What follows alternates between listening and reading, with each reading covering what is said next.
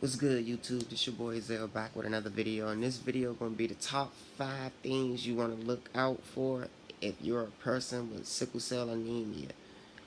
Before I get into this video, I want to give a huge thanks to the people who've been watching me and my subs, and also the people who have commented on the videos and have left likes on them.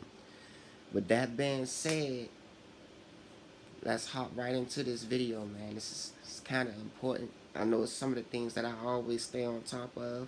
So the first one is your hemoglobin levels. This is why you need to be going to the hematologist at least once every 3 months. Once every 3 to 4 months, I would say. Yeah, you want to always be going there because that is where you get your blood levels check. They draw your blood and let you know what your hemoglobin is. That is important because that lets you know what your blood oxygen level is and how good your blood flow is running through your body and stuff. So if you have a low hemoglobin account, it can be bad because anemia sets in more. Not only does it do that, it's your chances of a sickle cell crisis is more frequent, and it could be very dangerous. So you want to always make sure you stay on top of that at all times. Make sure you're getting a good supply. And some people may not do blood transfusion because of religious purposes. I know I didn't do them. Other people do, so that'll keep you up on your, on your blood levels. So always make sure you tap in with your hematologist for that.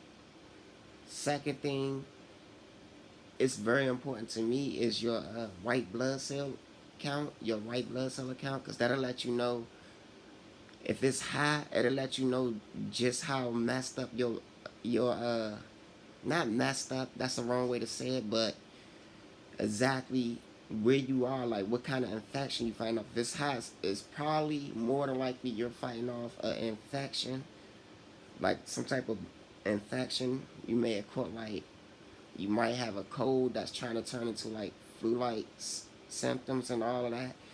You may have a blood infection. You may have anything. Your white blood cell count occurs for that. And a lot of times, a lot of sicklers will know that when you have a sickle cell crisis, a lot of time, your white blood cell count becomes high because your body is trying to compensate for you having a low blood cell count, and it's been easier for you to become susceptible to infections and things like that. So you want to make sure you always stay on top of that, and always understand what could happen when it get higher. The higher that white blood cell count is more determinant of the severity of the infection you fighting off, man. So like most of the times, like a lot of the times, when I had to go to the hospital for a sickle cell crisis, I had a high white blood cell account. So stay on top of that, man. You could stay on top of that also by going to a hematologist. They'll let you know, and they can get on top of that real fast. They can give you antibiotics, things like that.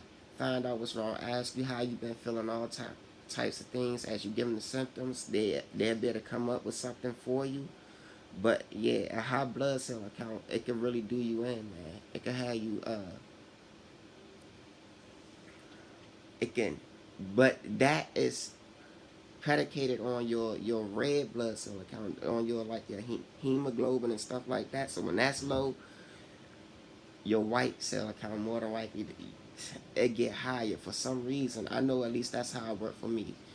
Breaking into the third, you probably would want to do is always make sure you're up to date with how your organs are, how your organs are feeling, right?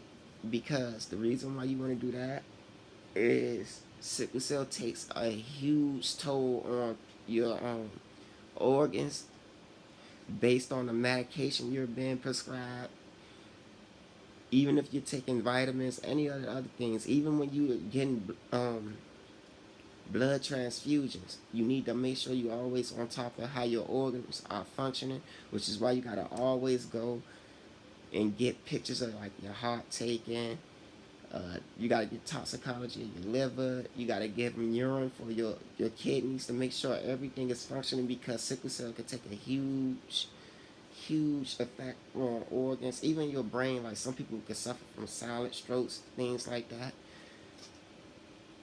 Just you want to always make sure you're keeping up with that, man. You want to make sure you're getting your MRI scan. You want to make sure you're getting the brain scan that I was talking about before. You want to make sure you get the pictures taken of your heart. They also do this thing when they look at your kidneys and stuff and make sure those are good. I know, like they said, by the time, like in a lot of cases, by the time some people with sickle cell hit about 48, like that 45 to 50 range, sometimes a lot of their kidneys start having black spots on the little machine. Like they can see the little black spots, and that's letting them know that your kidney starting to take damage from the disease. So make sure you always, it can happen much younger than that, so make sure you always stay on top of that. That was the third. I'm going to the fourth thing now, and the fourth thing is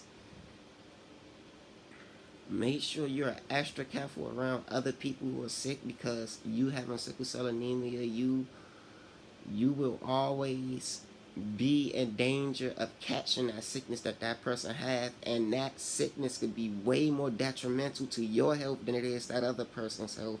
So make sure you always on top of that. You don't want to be out here around somebody who possibly has that, and then you're around them and you catch it, and now you tore up from it now, because it's going to have more of an effect on you because you got a compromised immune system, right? So you don't want those kind of things to happen. And as anyone with a compromised immune system, they know that things are worse for them. You can ask like diabetes patients, people with cancer, stuff like that. When they get sick, it's a lot worse for them. And they have a lower immune system. They can't fight it off the way a normal person can. So always make sure, man, just keep your distance. I'm not saying treat no person badly, but keep your distance at the same time. Understand, you don't want to be out here just sick, man, because that can it can really be bad. It can be hazardous for your health. The fifth and final thing I would say is with your drinking, always stay on top of what you're drinking, because it's incredibly easy to get. It is incredibly easy to get dehydrated with sickle cell anemia. Like you could get dehydrated very fast, and you don't want to be dehydrated with sickle cell anemia, because it could cause crisis. It causes anemia. It could cause your blood like flow, the way blood flows in, because it need to go through the veins and stuff. Those veins, those vessels, all of that, it's like they shrivel up. They get smaller. They not the way that they should be. And since your cells are sickled, they get caught in that. Now this could happen anywhere, so it could cause. I don't need to tell you how bad and how dangerous that is, because blood flows everywhere. It can happen in your brain, your heart, your liver, kidneys. It can happen anywhere. So if you're not on top of your hydration, make sure you get on top of that, because if you're not on top of it, it can cause fatal things to happen to you. So you would want to always be on top of that at all times, especially if you like a soda drinker. Like if you drink a lot of soda, dude, you might want to cut back on that, but try to get at least a gallon in there. Try to drink at least a gallon of water or close to it. Make sure you're hydrated at all times. And I think I'll probably give an honorable mention. The top five is done, but I give an honorable mention, and it's probably going to have to do with the weather, because the weather can affect you a lot more severely than it does normal people, like extreme heat or extreme cold, especially like that extreme cold. The heat too, but for me it's more the cold, because when it start getting colder, I always like go through the more pain crisis and stuff during that weather switch. It could cause like more severe, more frequent pain crisis and things like that. Now when it's hot though, when it's extremely hot, you are at, this goes back into the hydration thing I was talking about, and what you're drinking and all of that. When it's hot outside, if you're not drinking enough to keep yourself hydrated and you out there while it's that hot, people already know about, like, if you're in construction fields, like the first day of spring and all of that, a lot of people, a lot of health things happen to people. A lot of people pass out, they get heat stroke, and you having sickle cell, you are at a higher, more chance of that happening to you if you're not constantly hydrating yourself. If you out there and it's hot, you can suffer from heat stroke more, extreme dehydration more, and you can start getting lightheaded and all that, pass out. And for you, when you pass out, it's worse for you. You might not wake back up, so you don't want to do that. Make sure you're always on top of that. And as I already said about the cold that could cause you to get like colds that develop into more serious symptoms more. You can catch pneumonia, all types of stuff easier. So make sure you're always on top of those things. That being said, I got through the 5. I did the honorable mission.